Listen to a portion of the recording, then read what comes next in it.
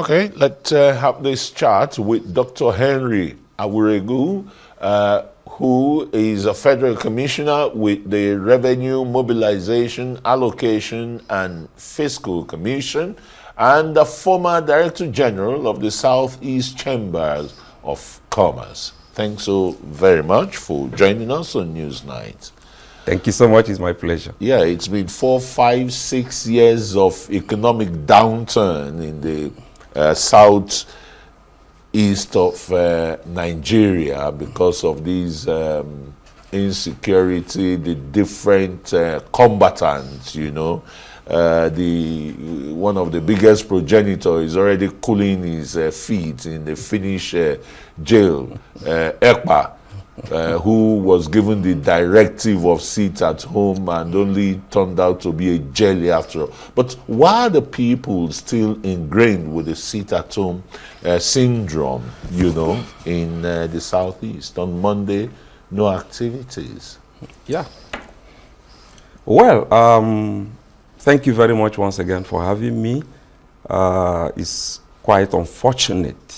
I've always maintained that any agitation, in as much as I don't condemn agitations, but I condemn it when it affects the means of livelihood as well as the general economic activities, socioeconomic activities, as it were, because that's like shooting yourself on the leg, and that's also unfortunate for us in the Southeast region. But then there is this part of progress which we need to look at. I give it to the governors, the present governors of the Southeast region, looking back at what they met, particularly in 2022. You notice that the GDP of the Southeast was within 20.04 trillion naira, which mainly was sourced from the federation account as oil revenue going to the states. And that's not what a state should be. But the governors we have today, particularly the ones that were elected in 2023, by that I mean the governor of Ebonyi State, His Excellency Right Honorable Francis Obona Nwifuru, the governor of Enugu State, Dr. Peter Ndubisemba, and the governor of Abia State, Dr. Alex Chioma Oti. You see different approaches towards arresting this very economic embarrassment, particularly the ones caused by the insecurity. You notice that it boils down to human capital development, okay? And then infrastructural decay that should give room for economic activities. But generally, investment in productive capacity of any people will always, affect the GDP of that very society. If we take it state by state, you see OT came on board and started his infrastructural revolution, particularly as it has to affect markets and economic areas like the Port Harcourt Road, and then Enugu came, started rebuilding abandoned infrastructure, institutions and investments of government, giving room for more employment opportunities, business opportunities, like in the area of transportation and all of that.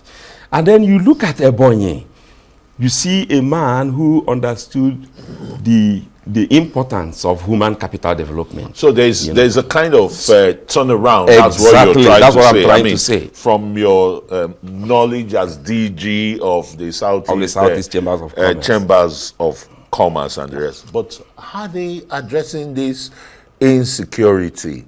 Ebubeagu, yeah, absolutely. Was floated. The idea was floated, just like the Amotekun in the south west.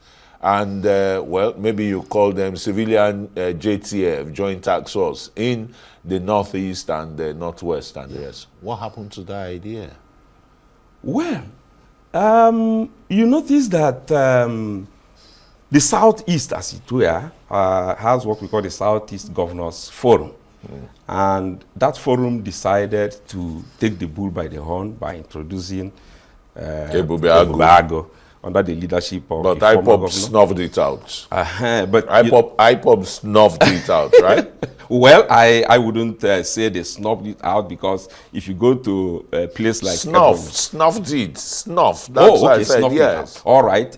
Well, that's not really what I think. IPOB is still in happened. existence, even though the court say, hey, look, it proscribed and the rest, right? Yeah. And where is Awuregu? Well, Awuregu, where is it? in some states, they are functioning. Like in my state, though their names were, baptized with other, like if you go to other states, it may not be called Awuregu, but the truth is that there are local vigilantes which are really functioning to ensure that the security of lives and property of How the people. functional are they? A priest, a gentleman priest, was only murdered on the streets of Enugu about 24 hours ago, and you're talking of road security there? Well, that's one case out of millions of other cases of positive outcomes. No, of negative outcomes Yeah. that don't get into the media. But then there are positive outcomes too. Because if you come to a state like Ebonyi, if you start from Enugu to Ebonyi, you see the security is quite, cordial.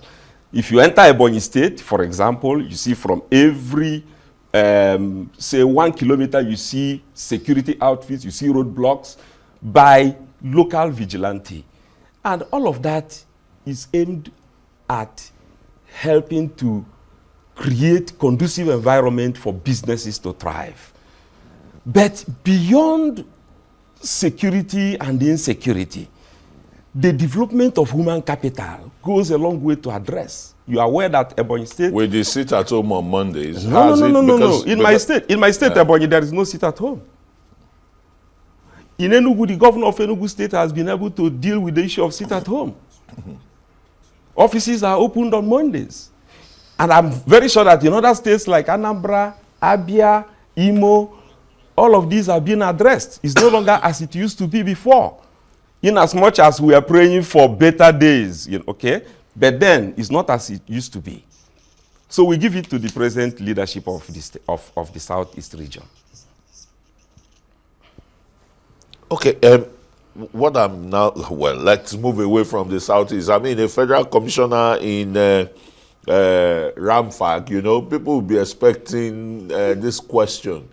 Why the urgency to review and increase the salaries of political office holders when in the presence of the economic asphyxiation that Nigerians are going through?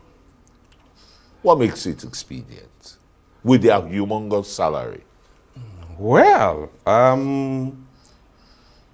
we have to be objective here. First of all, people need to understand the mandate of Ramfak, the coverage area of Ramfak. Okay? Part of the constitutional mandate of Ramfak is to review either upward or downward the remuneration of political office holders. Have you ever reviewed it downward? Since you have that mandate, has the salaries and allowances of political office holders been reviewed downward? Have we even come up with the whether we are reviewing upward or downward? That's the question. You had said you're going to, your commissioner said you're going to increase it. We have not said we are increasing. We say we are going to review. That's what we said. And what's true? And then we said that was based on the economic realities both of the globe and Nigeria. Which does not affect the average worker, The economic realities of the political office holders in the National Assembly and other offices, No, it does not affect the average Nigerian who earns 70,000 naira as minimum wage. No, when I said being objective, we look at exchange rate. We look at how will this affect curbing down the rate of corruption in the society. We also look at what impact will it create. Remember, these political office holders are also more like employers of labor. They have their aides. They have people who are working with them, who are being paid by them also. It's part of what is included in that review. So when we say review, we only look at the person. For example, the office of a minister. How many persons are working as domestic staff to a minister who have their own families? Nigerians should be more objective when we argue over things that has to do with the nation. Why do we balloon the offices of political office holders in Nigeria, where in the UK, from Downing Street, the Prime Minister walks to Parliament? Good. That is when you go to some Scandinavian countries, they take the tram or even ride bicycle to office. So why the man that is coming from a constituency, he didn't have his cook or his washerman or laundryman before now, that you have to start paying, using our Commonwealth for that? Well, Nigeria is a totally different environment from the places you are mentioning. Okay? We have different constitutions. Nigeria is not part of the globe then. No, Nigeria is part of the globe. But then, we also need to understand the socio-cultural and political dynamics. Okay? Those are, that the is big men, quite the big different. men here in Nigeria shouldn't, walk to, from their quarters, walk to their offices, isn't it? Have you ever asked what is the minimum wage in UK? And then what is the minimum wage in Nigeria? And then compare it with the exchange rate.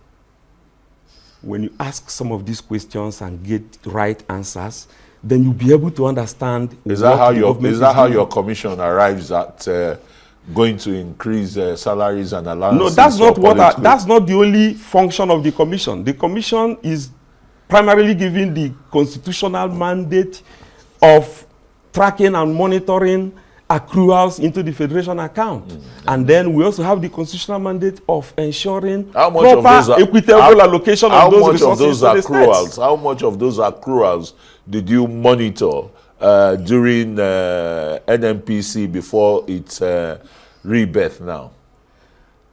Well, it's a journey that we are still on. You're still on it. Good. Okay. We are still on it, and I can assure you that there are a lot of positive outcomes. For example, we are just returning from Kano, where we had a 3-day retreat on how to develop proper framework for monitoring the federation account, which is domiciled in CBN. I'm sure you're aware of that. Very well. Now, that federation account is where all the revenue, call it from custom, from NNPC, from FIRS, we are, all trickle into. And by the end of every month, you now use proper indices to allocate to the various states based on equity, fairness, and justice. And that is why at every, normally we are supposed to be reviewing every 5 years. How many accounts does NNPC have in the CBN? Good. That's not an issue for discussion now because we are still in the process of articulating all of that. Okay. To discover it. Yes, of course, one good thing this government has done is that the RAMFAC Act, which was somehow due for a very long time for review. Yeah. This present government has done that, and that has given RAMFAC a lot of powers to be able to do exactly what you are asking for. All right, So thank give you. us some time, you will begin to hear some good news. We sure will be glad to have you back here, for a full discussion on Ramfat. Yes, exactly. Dr. Henry Unduka Awuregu is a Federal Commissioner, Revenue, Mobilization, Allocation and Fiscal Commission, and former Director General of the Southeast Chamber of Commerce. Thanks for coming on news. Thank you so much. All right.